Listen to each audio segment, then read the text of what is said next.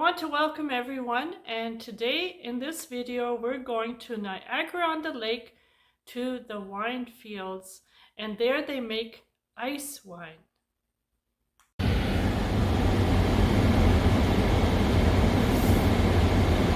Take the next right, then your destination will be on the left.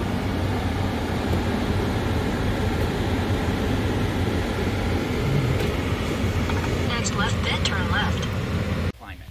So what that really means is we get all that warm weather coming off the lake, and it kind of hits that and rotates, creating this fun little air cycle, and we can literally feel the results right now, this wind. Sucks. One of the other major benefits of this region being that we've got a whole bunch of sand. So sand's super important.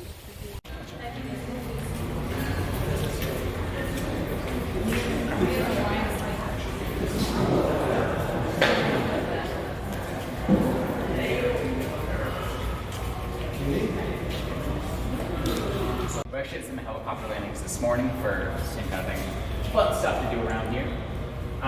So once again, before I give you guys any kind of boring explanations, I'm going to make sure I get some wine in your hands. Knowingly that I have 2020 ready for you guys to try. So, we first had our Ice Cuvée Classic, then we had our Riesling 2021, and now we have our 2020 Cabernet Sauvignon. So again, guys, feel free to come and grab one as I pour them. And the reason for that being is that it turns out chocolate has a little bit of protein. So when you eat your chocolate, now suddenly the thing might be first. That kind of, that carbonation, as it kind of scrubs through our tongue. Greasy intensity, it coats our palate. And then by the fourth, the fifth potato chip, it's like they don't taste as good anymore. Because again, all the flavors kind of soaked in. But if you drink some champagne, some sparkling wine, it's going to cut through that grease. And now every chip is going to taste like the first one. Again, another fun evening activity.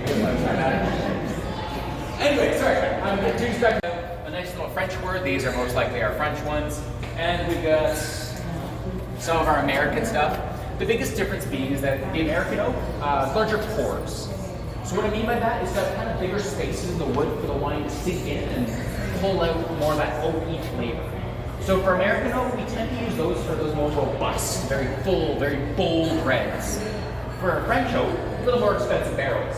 But smaller pores produces kind of a silkier, easy drinking, very smooth style wine. Now the truth is, for our Cab Sauv, we use both. We like that added level of complexity.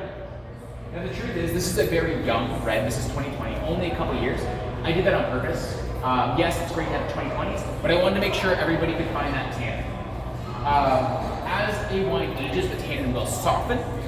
And this is actually one of the advantages of decanting your wine. If anybody's familiar with the concept there, you basically pour it into this vessel and it adds oxygen and it ages up your wine. Makes some of the younger stuff a little bit easier drinking for you. And because the barrels from 2019 doesn't exactly mean that the wine's going to be. Okay? So we do keep our barrels for about 5 years or 5 uses, whatever comes first. The idea is that after 5 years, we've kind of pulled out all the oak that we can, and we're not going to get as much out of them anymore. Because we don't like to waste anything, like I said, we do own Wayne Gretzky Estates, so we actually send our old, used red wine barrels over there. And what they do is they put whiskey in them. And then we're going to grab that stuff October, November, and then we do what's called a late harvest in December. So late harvest are over-ripened grapes. They're lots of sugar. And our ice wine, we harvest those guys in January and February in the dead of cold. So ice wine first started, German farmer. The idea is that he got sick. Wasn't well enough to collect his grapes. Come the fall, the grapes start to over-ripen, still he's too ill to collect his grapes. Finally, come the winter, they've all completely frozen. In a desperate attempt to preserve his livelihood, runs out and collects up his grapes, presses them and presses them, presses them, produces a very small batch of some very concentrated wine. Now, here in Ontario, we actually make ice wine on purpose. We used to produce about 90% of the world's ice wine in this region. I think we're down to like 83 or 87. Other places are slowly starting to produce it. This is one of the fun ones. I think it's China. They're actually trying to produce ice wine halfway up a mountain. So the truth is, you need conditions that are warm enough to make the grapes grow, but cold enough that they freeze. Now, yeah. So the idea is that we need them to freeze because all that water, all that juice in the grape, If that freezes, then all that's left is that kind of little bit of syrupy, concentrated flavor. So typically for a bottle of wine, it takes 3, maybe 4 bunches. So for reference, a bunch of grapes is literally like two fistfuls. For ice wine, it's gonna take us 30 to 40 bunches. So about 10 times as many. But what that means is that all the flavor of like 10 bottles of wine, 30, 40 bunches, is now concentrated down to about half a bottle. All of that flavor. Now it's over -10. We'll then go out at 3 a.m. on the 3rd day to wait and see if it gets cold enough. And if it doesn't, we send everybody home. But if it does, we'll pick all the grapes by hand and then press them immediately.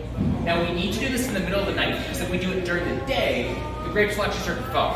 Then it'll add water and moisture and dilute the quality of our wine. So again, got to get it completely frozen. Got to get down to a nice cold temperature.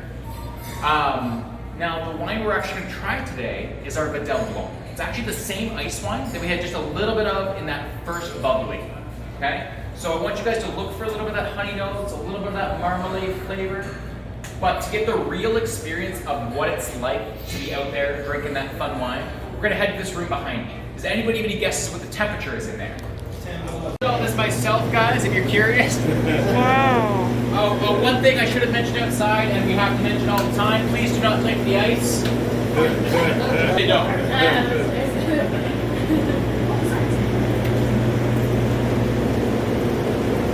By the way, it looks nice when you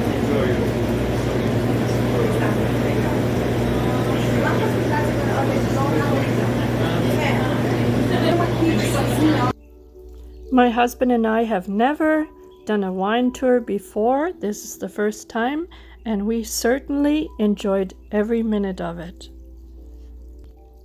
Our tour in the gift shop. We do, of course, have everything from our tour here. So down on this side, we've got our sparklings, where we had our Ice Cuvée Classic that we started with. On the far side, in our aromatic whites, we have our Riesling, our Sauv Blanc, and our big and bold reds, and of course, our ice wine. I looked up some information for you all. So 3 generations ago in 1927, Andrew Peller arrived in Canada from Hungary, and he had a dream of creating a culture similar to what he had known in Europe, where Canadians could enjoy great quality wines with family and friends. In the year 2001, at the age of 58, Andrew Peller opened officially the Peller Estates Winery in Niagara on the Lake, Ontario. This new winery clearly reflected the dreams and vision of Andrew Peller and is a testament to all he achieved in his lifetime.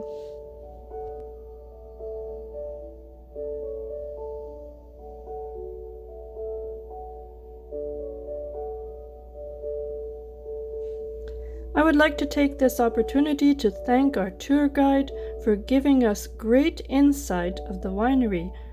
He also made the tour very enjoyable.